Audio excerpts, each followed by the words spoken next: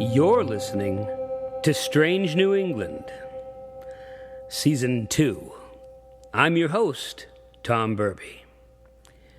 Was Mary Howe buried alive? How do we know when a body is truly dead? Modern science shows us that the body dies slowly, not all at once as we used to suppose in days gone by.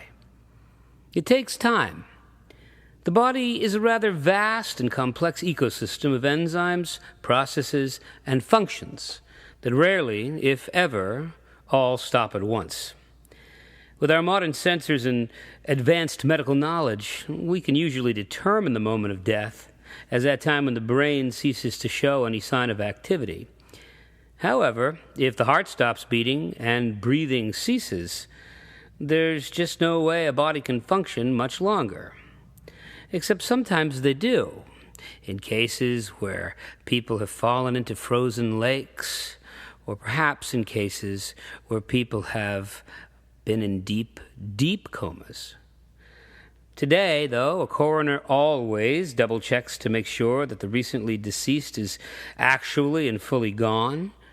But in the past, not so long ago, we didn't have the precise knowledge that we have today, and what follows is a horrific example of what may have happened on a rather regular basis in the days before electricity.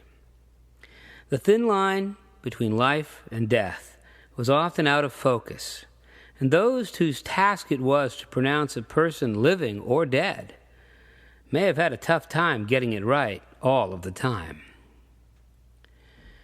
The Howe family was one of the oldest founding families in the Massachusetts Bay Colony. Of note is their founding of the Wayside Inn at Sudbury, Mass., which was later lovingly restored by Henry Ford. It's also famous for Elias Howe's invention of America's first lock-stitch sewing machine in 1846. Such a family had established itself well as memorable by the time they settled in Damariscotta, Maine, after the War of 1812, and they began their strange association with the phenomenon known as American spiritualism that ushered in one of New England's saddest and possibly darkest burials.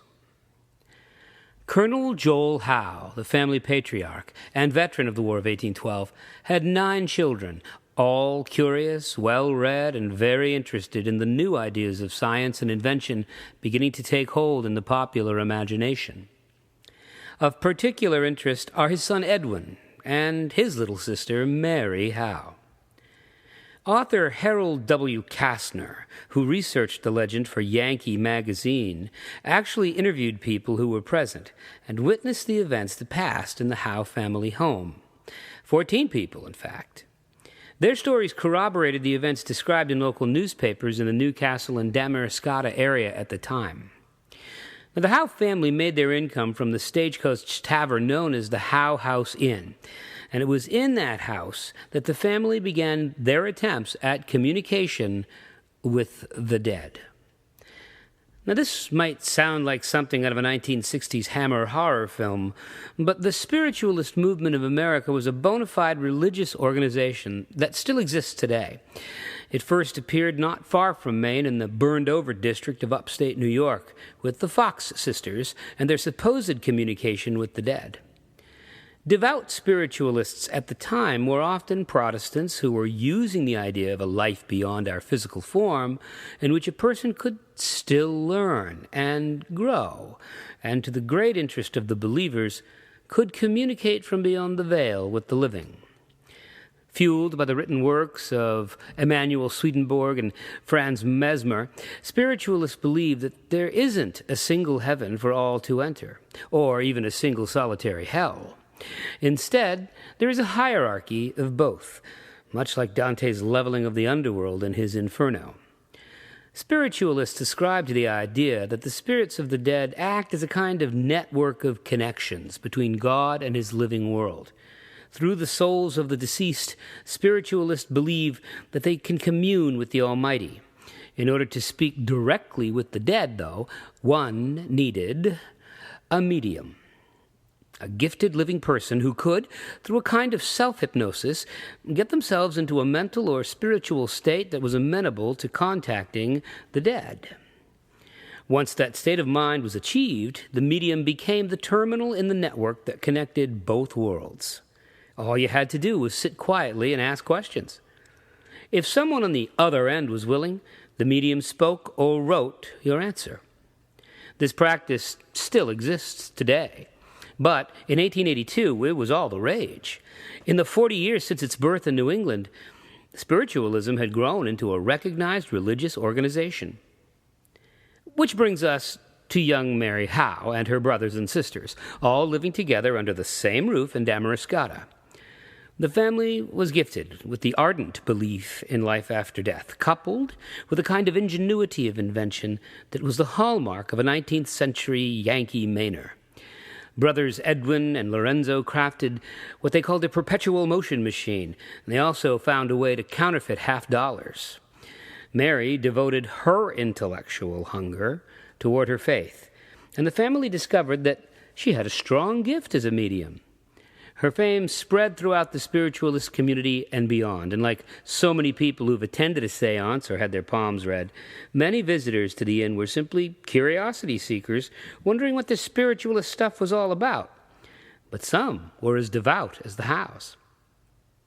What they discovered when they attended one of Mary's trance sessions might be a quiet conversation with a loved one, a long session of silence, or they might be treated to something quite theatrical.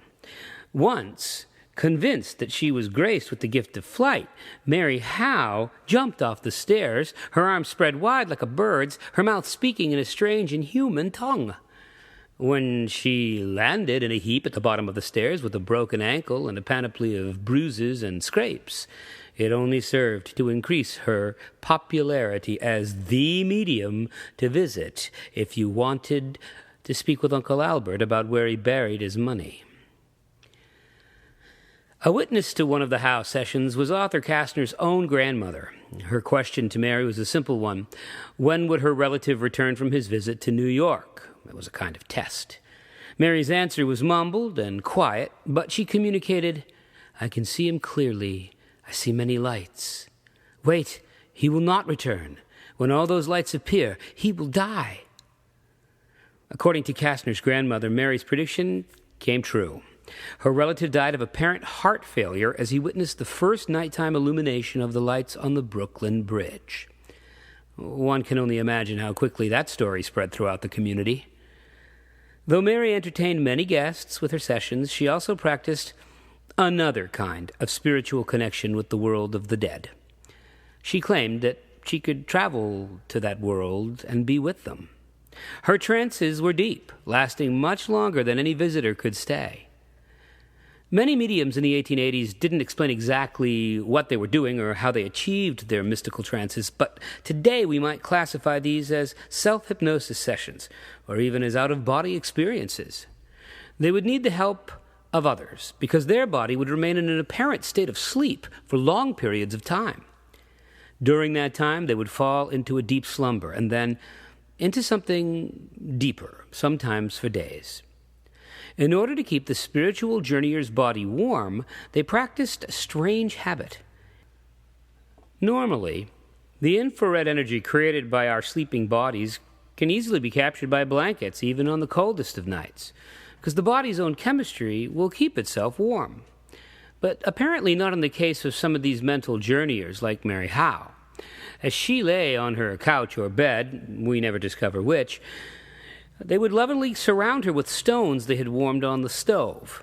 And these stones maintained, they claimed, enough body heat to keep her body preserved and ready for when she returned from her spiritual wanderings and could re-inhabit it.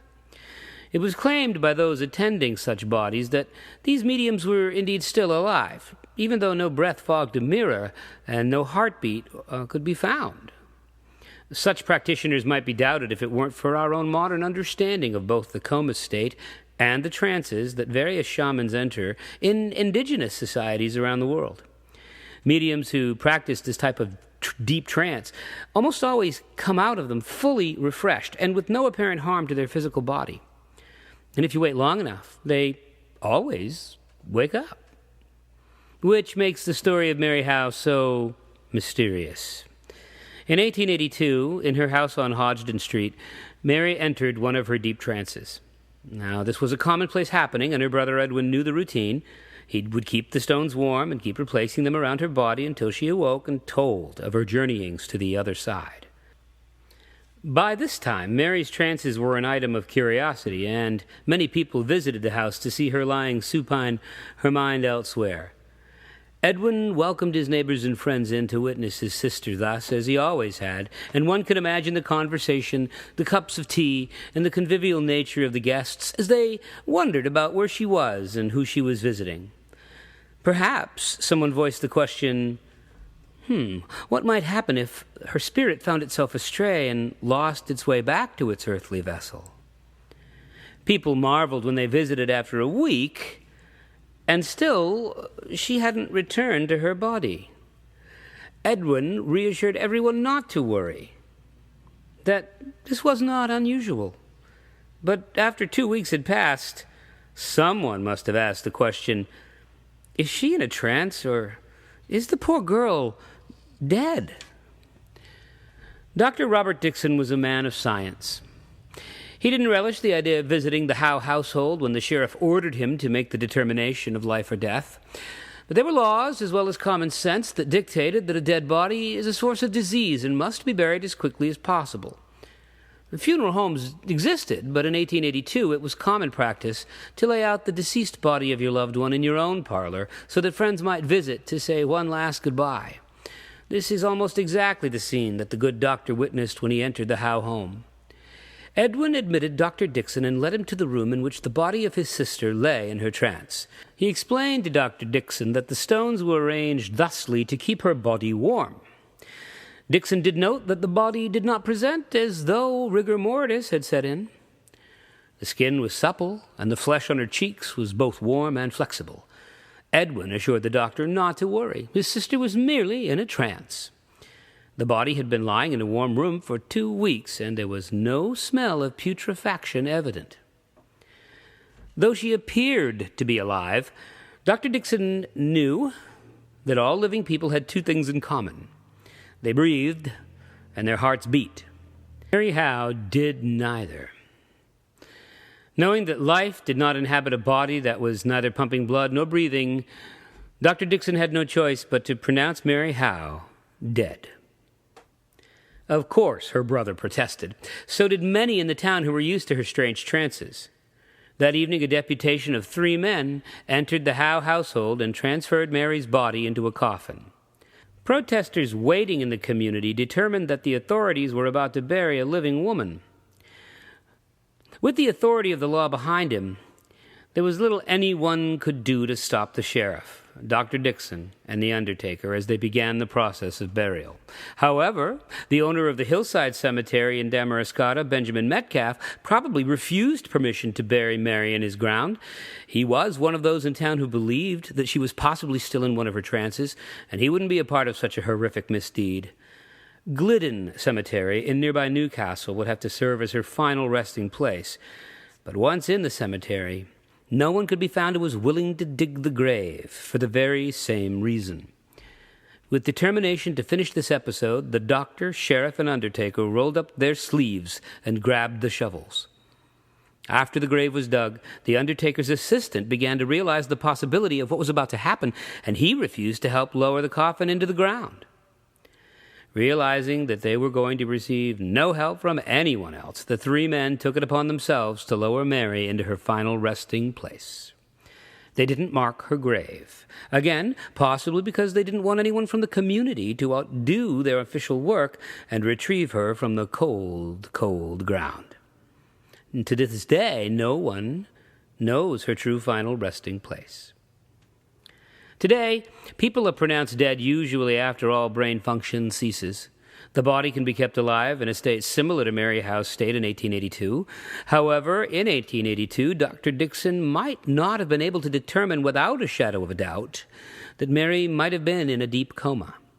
In such cases, the heart beats very slowly, and respiration is neither deep nor easily perceived. Is the comatose person aware? Can a comatose person reawaken after weeks or months? The answer is sometimes yes, if their body is being properly fed and if fluids are being administered. But in 1882, there was no way of keeping Mary hydrated or her body fed if she was in a deep coma, or what her brother referred to as a trance. Is it possible that Dr. Dixon and his two compatriots buried poor Mary Howe alive? One must assume that it is possible.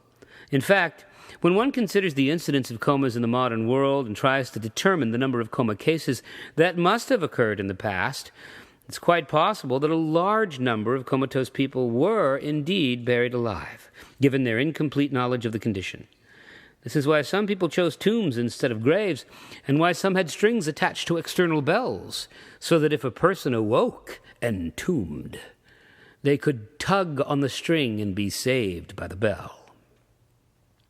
Burial would be a faster death due to a lack of oxygen, and given Mary's supple flesh, the lack of rigor mortis, the lack of the odor of death, and her previous trance experiences, it's not only possible that she was buried alive, but probable. In 1888, 6 years after the possible living burial of Mary Howe, the Fox sisters of upstate New York, whose interactions with the spirit of a dead peddler supposedly buried in their cellar started the spiritualism movement of America, confessed in public on several occasions that they had made the whole thing up. The movement did not lose any ground after their confession, though. True believers merely brushed them off. Years later, upon the renovation of the Howe Inn in Damariscotta, various contrivances were found in the walls, wires with no discernible connections, pipes that led to or from no water source, and other devices whose functions continue to defy explanation. This discovery makes for a strong case that many of the trance sessions held by the Howe brothers and sisters were merely parlor tricks after all. Perhaps with Brother Edwin in an upstairs room moaning through a pipe that led to a hollow space in the wall, amplifying the voice of a long-dead relative, strange and distant. After the burial, as the days and weeks passed, members of the Newcastle community avoided passing the cemetery if they could. Children were frightened and held their breaths as they passed.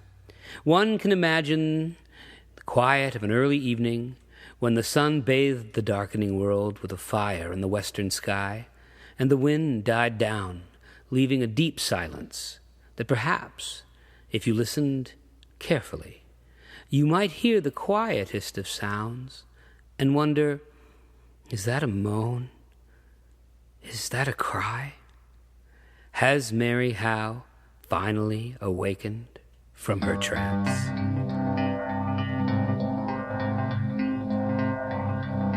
You've been listening to Strange New England. I'm Tom Burby, your host.